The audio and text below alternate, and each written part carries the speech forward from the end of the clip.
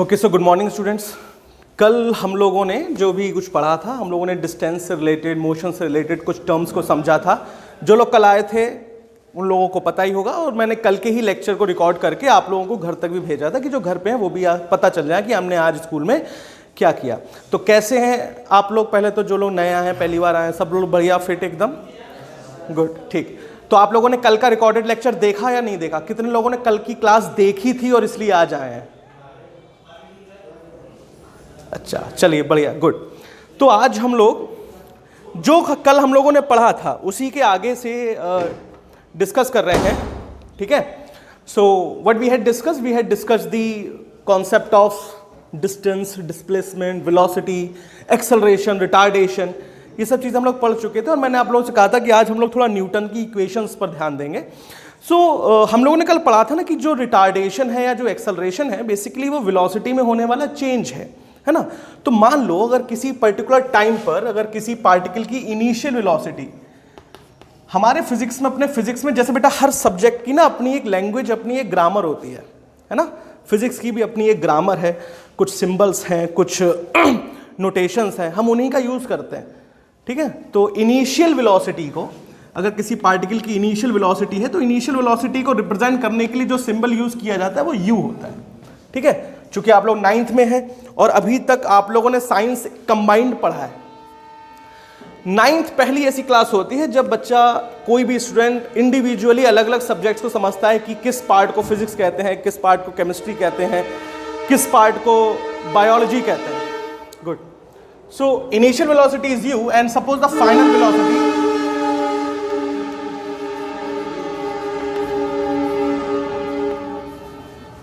ये ट्रेन अच्छा हो गया ना, ट्रेन चलने लगी तो ऐसा लगता है कि चहल पहल हो रही है। चलो, so initial velocity is u and final velocity is v, and suppose the change from initial u to final v is happening in the time t1 to t2, है ना, कि t1 से t2 टाइम के बीच में velocity u से v पहुंच गई या u से v हो गई। तो एक्सेलरेशन क्या होगा? Change in velocity with respect to the time interval, यानी v minus u upon t2 minus t1। Okay, so that is, अब मान लीजिए t2 माइनस t1 अगर कोई टाइम t है, सो v minus u upon t। तो अगर हम यहां से t को क्रॉस मल्टीप्लाई करा दें a में, so we get the at equals to v minus u, that is v equals to u plus at। और ये जो इक्वेशन है, it is nothing but the equation of Newton, और ये फर्स्ट इक्वेशन कहलाती है मोशन की। It is the first equation of motion. Online lecture में हमने इसको ड्राइव किया भी था और इसको ग्राफिकल मेथड से भी ड्राइव किया था। Okay, so this is the first equation of motion. आप लोग चाहे तो इसको नोट भी कर सकते हैं, और धीरे धीरे, और अगर नोट नहीं भी किया होगा तो भी जो ऑनलाइन लेक्चर्स के थ्रू हम लोगों ने आपको नोट्स प्रोवाइड कराए थे उसमें भी ये चीजें आपको मिलेंगी, ठीक है। तो कोशिश करिए, बोर्ड पर ध्यान दीजिए, ज्यादा से ज्यादा समझने की कोशिश कीजिए। अब आपके पास वेलोसिटी का तो आ गया कि फाइनल वेलोसिटी अगर v है, इनिशियल वेलोसिटी u है, तो इसमें रिलेशन होगा v equals to u plus at, where v is final velocity, u is initial velocity, a is acceleration, very good, t is time. चलो, अब अगर हमसे कोई पूछे कि कोई पार्टिकल u वेलोसिटी फाइनल थी, v वेलोसिटी फाइनल थी, u वेलोसिटी इनिशियल थी, तो एवरेज वेलोसिटी कितनी थी? एवरेज वेलोसिटी, है ना। तो एवरेज वेलोसिटी के लिए हम क्या करेंगे? आप लोगों ने एवरेज पढ़ा होगा आई होप मैथ में। मान लीजिए 5-6 चीजें होती हैं, है ना, और मान लीजिए 5 स्टूडेंट्स हैं, 5 स्टूडेंट्स की हाइट अलग अलग है या उनका वेट अलग अलग है, और हम कहें एवरेज वेट कितना है, तो हम क्या करते हैं भाई? पांचों का वेट ऐड करते हैं, अपॉन 5 कर देते हैं, डिवाइडेड बाई 5 कर देते हैं, तो हमें एवरेज वेट निकल आता है। बिल्कुल वैसे ही एवरेज वेलोसिटी यानी एवरेज वेलोसिटी यानी डिस्टेंस अपॉन टाइम, बेसिकली कितनी वेलोसिटी फाइनल थी, कितनी वेलोसिटी इनिशियल थी, दोनों को जोड़िए, डिवाइडेड बाई 2 कर दीजिए, आपको एवरेज वेलोसिटी मिल जाती है। तो जो टोटल डिस्टेंस की अगर हम बात करें, अगर हम डिस्टेंस की बात करें या डिस्प्लेसमेंट की बात करें, तो फॉर एवरेज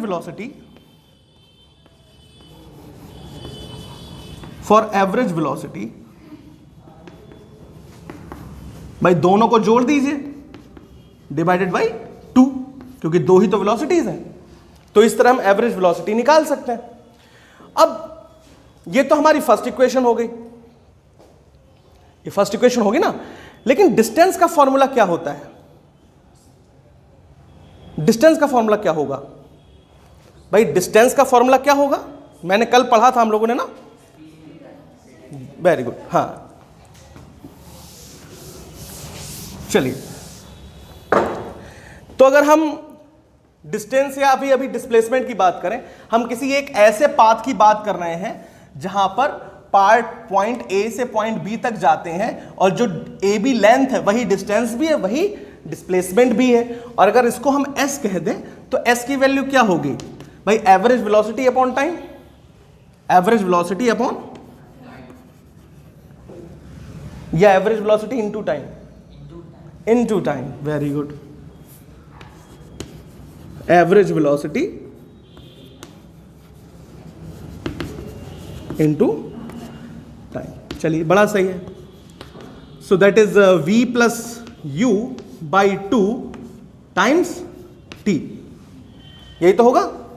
अब u की वैल्यू तो आपको, v की वैल्यू तो आपको पता है क्या है? u plus a T. तो आप जरा रख दीजिए u plus a T plus u by 2 times t, ठीक है। तो यहां से क्या आ जाएगा? s equals to 2u, good, 2u plus a t कहां?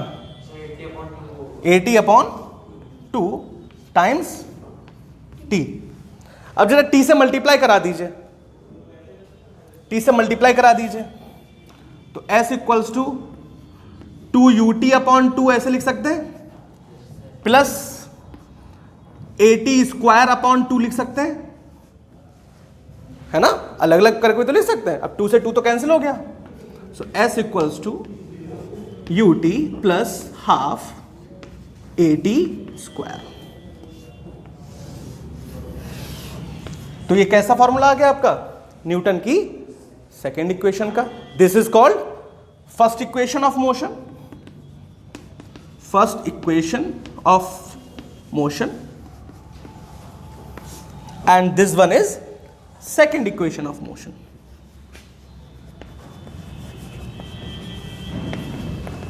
ठीक है।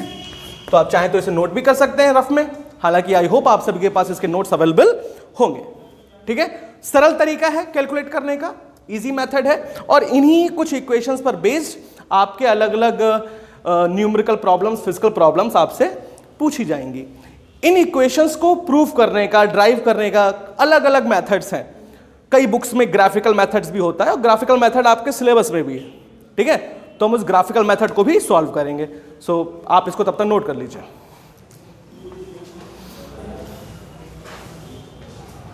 ओके, तो अभी हम लोगों ने एवरेज वेलोसिटी की कॉन्सेप्ट से सेकंड इक्वेशन को ड्राइव किया। बिल्कुल इसी कॉन्सेप्ट की हेल्प से हम थर्ड इक्वेशन को भी ड्राइव कर सकते हैं। ठीक है भाई, एवरेज वेलोसिटी का फॉर्मूला क्या था, या डिस्टेंस का फॉर्मूला क्या है? Average velocity into time, s equals to average velocity into time, average velocity into time, यही तो है। तो average velocity v plus u upon 2, time की वैल्यू हमें निकालनी है। तो अगर आप फर्स्ट इक्वेशन को ध्यान से देखें, न्यूटन की फर्स्ट इक्वेशन को, तो यहां से आप टाइम की वैल्यू निकाल सकते हैं। क्या आ जाएगी टाइम की value? t equals to u इस तरफ आएगा, that is v minus u, और एक्सेलरेशन मल्टीप्लीकेशन में है तो वो कैसे आ जाएगा? अपॉन में आ जाएगा। बहुत बढ़िया, आपको बेसिक कैलकुलेशन आती है तो बड़ा इजी है आपके लिए फिजिक्स। तो ये हमारे टाइम की वैल्यू आ गई। ये टाइम की वैल्यू हम यहां यूज कर लेंगे डायरेक्ट। ठीक है, करिए, बड़ा आसान हो गया, अब तो कुछ रह ही नहीं गया। v minus u upon a, ठीक है। तो ये क्या हो गया? s equals to v plus u, v minus u upon 2a। So v, तो 2a into s equals to v plus u into v minus u. अब इस इक्वेशन को अगर आप ध्यान से देखो तो ये जो राइट हैंड साइड में आपको फंक्शन दिख रहा है, फाइनल और इनिशियल वेलोसिटी का सम और फाइनल और इनिशियल वेलोसिटी का difference, v minus u, v plus u. कुछ याद आया? a minus b, a plus b, कुछ आइडेंटिटी है ये अलजेब्रा में। कौन सी आइडेंटिटी है? a square minus b square. Perfect, a square minus b square. तो बिल्कुल यहां पे हम लिख सकते हैं that 2as equals to v square minus u square. तो यही इक्वेशन आपकी third equation for motion, third equation of motion. ठीक है? So it is easy, very easy. So by this method you can analytically और हम कहें algebraically, भाई हमने यहां पर क्या किया है? एल्जेब्रा का यूज किया, बेसिक एल्जेब्रा, इधर की वैल्यू उधर, उधर की वैल्यू इधर, बेसिक मैनिपुलेशन इसको कहते हैं मैथमेटिक्स में। तो नॉर्मल एल्जेब्रिक आइडेंटिटीज का, एल्जेब्रिक ऑपरेशंस का यूज करके हम इस तरह न्यूटन की फर्स्ट इक्वेशन, सेकंड इक्वेशन और थर्ड इक्वेशन ड्राइव कर सकते हैं। लेकिन इसमें अब थोड़ा सा हम चेंज करते हैं अपनी अपनी सिचुएशन के अकॉर्डिंग। भाई जैसी हमारी सिचुएशन होगी वैसी ये इक्वेशंस काम करेंगी। अच्छा, एक बहुत कॉमन सा क्वेश्चन है जो अक्सर स्टूडेंट्स पूछते हैं कि सर ये इक्वेशंस की जरूरत क्यों है? क्या ऐसे हम चल रहे हैं तो क्या प्रॉब्लम है? भाई हम चलते हैं तो क्या हम अपने माइंड में इक्वेशन बना के थोड़ा ना चलते हैं कि मैं इतनी वेलोसिटी से चलूंगी तो इतनी वेलोसिटी से पहुंचूंगी तो इतना एक्सेलरेशन होगा तो मैं इतने टाइम में करूंगी। ऐसा कुछ है तो है नहीं। या ऐसा भी नहीं है कि जब मैं क्रिकेट खेलता हूं तो जब बॉलर सामने से बॉल कराता है, या मैं जब क्रिकेट खेलती हूं या जब मैं कोई हॉकी खेलती हूं या खेलता हूं तो जब सामने से बॉलर कराता है या बॉल मेरे पास आती है या मेरे पास कोई बास्केटबॉल फेंकता है तो मैं पहले सोचती हूं कि नहीं, इसने तो इतनी वेलोसिटी से फेंकी है तो ये इतने टाइम में मुझ तक आएगी, तो मैं कितनी वेलोसिटी से फेंकूं कि कितनी दूर जाए। ऐसा कुछ होता तो नहीं है। बट इफ यू रियलाइज कि ये कैलकुलेशन आपके माइंड में ऑटोमेटिकली चल जाती है, ये ऑटोमेटिकली होती है। भाई फॉर एग्जाम्पल कैच, इन्होंने इसको कैच किया या कैच नहीं भी किया, पर ऐसा तो नहीं है कि चौक इनके हाथ से टकराई नहीं, इन्होंने अपने आप चौक की डायरेक्शन के अकॉर्डिंग हाथ को उधर ले गए, पकड़ा, छोड़ा, जो भी किया। पर क्या इन्होंने कैलकुलेशन करी है कि सर की वेलोसिटी इतनी थी, इतने टाइम में आएगी तो ऐसे करूंगा? कहने का अर्थ ये है कि मोशन से रिलेटेड जो कैलकुलेशंस हैं वो हमारे माइंड में हर समय चलती हैं, हर समय हो रही होती हैं। बस उन इक्वेशंस को, उन घटनाओं को मैथमेटिक्स के फॉर्म में लिखने का तरीका ही तो फिजिक्स है कि हमारे चारों ओर जो चीज़ें हो रही हैं उनको किस तरह हम मैथमेटिक्स की फॉर्म में लिख सकते हैं। That is called physics. तो फिजिक्स बेसिकली एक मैथमेटिक्स ही है, general mathematics, mathematics related to real life, real world. Okay, तो आगे बढ़ते हैं अपने इसी चैप्टर में। तो हाँ, कुछ चेंजेस की बात कर रहे थे हम लोग, कुछ चेंज हम इसमें करते हैं। देखिए, मैंने कल आपको बताया था कि एक्सेलरेशन दो टाइप का होगा। अगर वेलोसिटी में पॉजिटिव चेंज है तो एक्सेलरेशन, और नेगेटिव चेंज है तो वेरी गुड, रिटार्डेशन। आप लोग तो सब पढ़े हुए हो तो फिर बहुत बढ़िया, हमें तो अच्छा लग रहा है। इसका मतलब ऑनलाइन क्लास का लोगों ने अच्छे से यूज किया। अच्छा, कौन कौन ये कहते हैं कि हाँ नहीं सर हमने तो ऑनलाइन क्लास में खूब मन से पढ़ा, किसी ने पढ़ाओ ना पढ़ाओ? कौन कौन है जो ये कहते हैं कि नहीं हमने सर अच्छे से पढ़ा? बताओ, हैंड रेस करिए प्लीज। कोई नहीं? कमाल है, तो जवाब तो सबके सही है। अच्छा, लाइव क्लासेस ज्वाइन करते थे, वेरी गुड। हाँ, 9th के लाइव क्लासेस में देता था, 9th। देखिए मैं यही तो कह रहा हूँ, अगर आपने लाइव क्लासेस ज्वाइन करे हैं, अगर आपने वीडियो लेक्चर्स प्रॉपर देखे हैं, सुने हैं, देन डेफिनेटली आपको रिवाइज करने में कोई प्रॉब्लम नहीं होगी और ना ही आपको अपने सिलेबस को कैरी अप करने में दिक्कत होगी। ठीक है, चलिए। तो अगर नेगेटिव एक्सेलरेशन है तो retardation. For example, initial velocity किसी पार्टिकल की 20 मीटर पर सेकेंड थी और 5 सेकेंड बाद इसकी वेलोसिटी 80 मीटर पर सेकेंड हो गई। तो acceleration final minus initial 80 minus 20 बटे 5 यानी 3, हाँ 12 मीटर पर सेकेंड स्क्वायर। तो ये तो पॉजिटिव निकल के आया है, यानी ये एक्सेलरेशन है। चलिए एक नेक्स्ट एग्जांपल, ये फर्स्ट एग्जांपल हो गया हमारा। सेकंड एग्जांपल लीजिए। वेलोसिटी 80 मीटर पर सेकेंड थी, ठीक है, और ठीक अगले 5 सेकेंड बाद या 2 सेकेंड बाद वेलोसिटी 60 मीटर पर सेकेंड हो गई। अब निकालिए एक्सेलरेशन। चलिए तो कितना है, final minus initial 60 minus 80 divided by time that is 2, means कितना आ जाएगा 20/2 दैट इज -10 मीटर पर सेकेंड स्क्वायर। अभी नेगेटिव एक्सेलरेशन आया।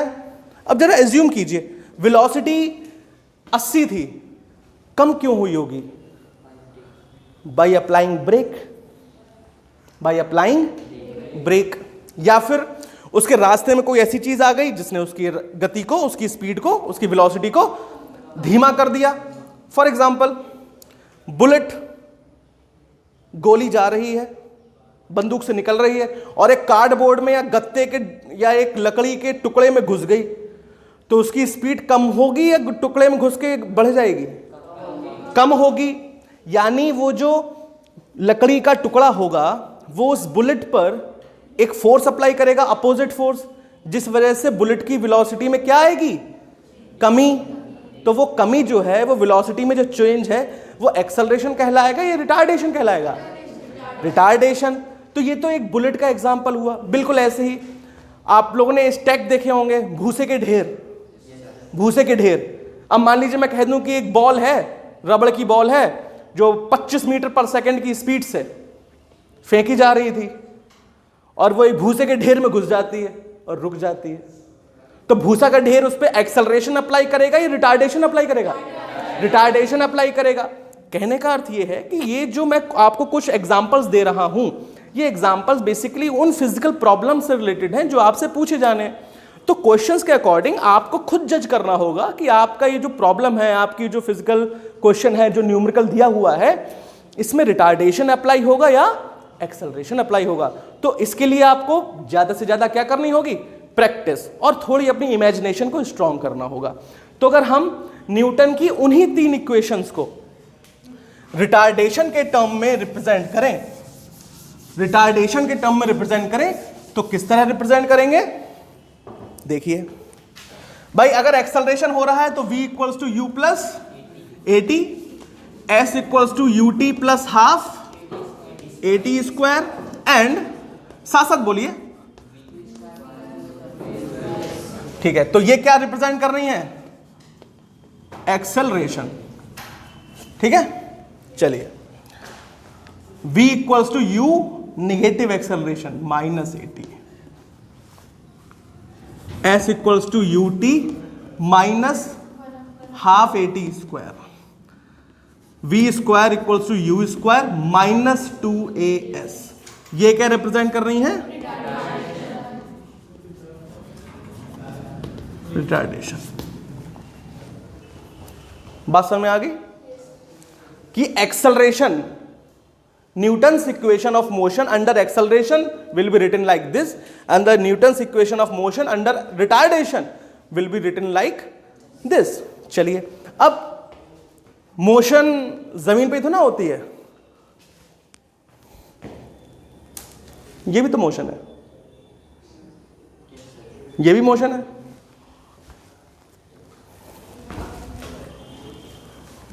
ये भी मोशन है ना? तो मोशन अलग अलग टाइप की होती है। अब ये जो मैंने अभी चीज फेंकी, इस टाइप में जो मोशन होती है वो कुछ ऐसी तो होती है। इस टाइप की मोशन कहलाती है प्रोजेक्टाइल मोशन। कैसी मोशन?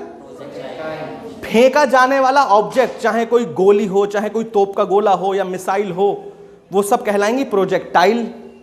और सीधी सीधी मोशन वो लीनियर मोशन कहलाती है, चाहे वो सीधी रोड पे चल जाए या ऊंचाई से नीचे गिरे, ठीक है। तो मोशन के अलग अलग टाइप हो सकते हैं और हर टाइप में न्यूटन की इक्वेशंस को थोड़ा बहुत चेंज करके लिखा जाता है और वो उस मोशन में काम कर जाती हैं। अब प्रोजेक्टाइल मोशन तो आपके सिलेबस में नहीं है, लेकिन जो सिलेबस का पार्ट है अभी उसको डिस्कस कर लेते हैं। ये तो उस कंडीशन की बात हो गई जब हमारी पार्टिकल सीधी चल रही है, सीधी रेखा में हॉरिजॉन्टल चल रही है ना। लेकिन हर बार हॉरिजॉन्टल थोड़ा चलेगी, हम लोग तो शैतान भी है, हम लोग कैच कैच भी खेलते हैं, बॉल ऊपर से नीचे भी आती है। अब मान लीजिए ये अर्थ का ये ग्राउंड है, बड़ा टेढ़ा ग्राउंड बना यार है, चलो सीधा करते हैं इसे, सही है, सही है ग्राउंड। तो भाई मान लिया ये ग्राउंड है और आपने एक बॉल, ये आप खड़े हो, पता नहीं कैसे खड़े हो, और ये आपने बॉल ऊपर फेंकी। तो ये बॉल जो ऊपर फेंकी गई है ये ऊपर ही चलती चली जाएगी क्या? शक्तिमान तो हो नहीं कि वो हमने बॉल फेंकी तो वो सीधे मंगल पे जाके रुकेगी, है ना। एक कंडीशन के बाद नीचे आएगी, या ऐसा समझो एक कंडीशन के बाद ऊपर जाके वो रुक जाएगी, फिर गिरना शुरू होगी। अब आपने जब यहां इसे फेंका तो थोड़ी ताकत लगा के फेंका था, यानी यहां पर वेलोसिटी इसको कुछ ना कुछ आपने दी थी, तो यहां पर इनिशियल वेलोसिटी यू की वैल्यू कुछ ना कुछ होगी, रही होगी। लेकिन जब ये ऊपर पहुंच गई तो यहां पर फाइनल वेलोसिटी कितनी हो गई? 0। तो वेलोसिटी ज्यादा थी और कम हो रही है, तो ऊपर जाने में एक्सेलरेशन हो रहा है या रिटार्डेशन हो रहा है? रिटार्डेशन। तो ये भी एक एग्जांपल समझ लो कि अगर कोई ऑब्जेक्ट वर्टिकली अपवर्ड फेंका जा रहा है तो वो अंडर रिटार्डेशन मोशन करता है। बिल्कुल उसका उल्टा, जैसे अभी मैंने चौक थी, रुकी हुई थी, उसकी मोशन थोड़ा ना थी, इनिशियल वेलोसिटी 0 थी, लेकिन जैसे ही मैंने छोड़ा वेलोसिटी बढ़ी और वो नीचे तक पहुंची। तो अगर ये ऑब्जेक्ट ऊपर से नीचे आ रहा है तो यहां पर इनिशियल वेलोसिटी क्या रही होगी? 0, और नीचे आने पर कुछ ना कुछ वेलोसिटी होगी। तो वेलोसिटी कम थी, बढ़ रही है। तो जिस तरह नीचे से ऊपर जाने पर रिटार्डेशन है, तो ऊपर से नीचे आने पे क्या होगा? एक्सेलरेशन। बिल्कुल सही। तो जब मोशन अंडर द ग्रेविटी होती है, मोशन अंडर द ग्रेविटी होती, ये ग्रेविटी फोर्स ही तो है, पढ़ा होगा ना 8th वगैरह में, 7th में ग्रेविटेशन फोर्स, ये ग्रेविटी फोर्स है, 9th में भी पढ़ोगे एक्चुअली, ये अंडर द ग्रेविटी है। तो इस टाइप के मोशन में जो एक्सेलरेशन लगता है उसे हम कहते हैं acceleration due to gravity, acceleration due to gravity, और रिप्रेजेंट करते हैं स्मॉल g से। तो अगर हम इक्वेशन लिखेंगे तो क्या लिखेंगे?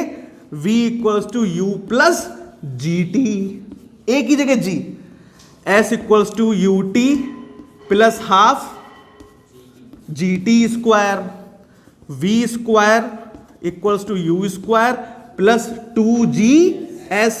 और अगर s की जगह h कर दे तो भी कोई फर्क नहीं है, भाई डिस्टेंस ही तो रिप्रेजेंट कर रहा है, हम s की जगह हाइट लगा सकते हैं, उससे कोई फर्क नहीं है, चाहे डिस्टेंस ऐसे ले लो s या डिस्टेंस ऐसे ले लो। ये क्या हुआ? एक्सेलरेशन।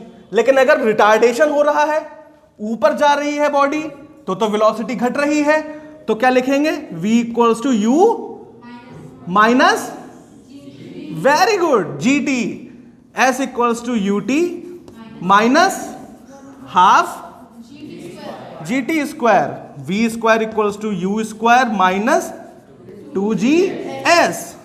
तो इस तरह आपने लीनियर मोशन और वर्टिकल मोशन दोनों के लिए ही न्यूटन्स की इक्वेशंस को हम किस तरह लिखते हैं, आज हमने उसको सीखा। तो यहां तक सबको समझ में आ रही है बात? रिटार्डेशन एक्सेलरेशन की कॉन्सेप्ट सबको क्लियर है? कब एक्सेलरेशन होता है, कब रिटार्डेशन होता है, सबको? Very good. तो आई होप जो स्टूडेंट्स घर पे बैठे इस वीडियो को देख रहे हैं, प्लीज़ इस वीडियो को पूरा ही देखा होगा, आई होप आपने, और नहीं भी देखा है तो भी देख लीजिएगा। तो आगे भी हम लोग जो भी लेक्चर पढ़ेंगे उसको रिकॉर्ड करेंगे और जो घर पे स्टूडेंट्स बैठे हैं उनको भी पहुंचाएंगे। तो आप लोग अपना काम कंप्लीट रखिए। कल से हम लोग थोड़ा न्यूमेरिकल प्रॉब्लम्स को भी इसमें सॉल्व करेंगे। टिल देन अपना ध्यान रखिए, जिस तरह सोशल डिस्टेंसिंग से बैठे हुए हैं ऐसे ही बैठिए, घर वालों की बात मानिए, मम्मी पापा की बात मानिए, टीचर्स की बात मानिए, उसी में आपका भला है। चलिए, थैंक यू स्टूडेंट्स।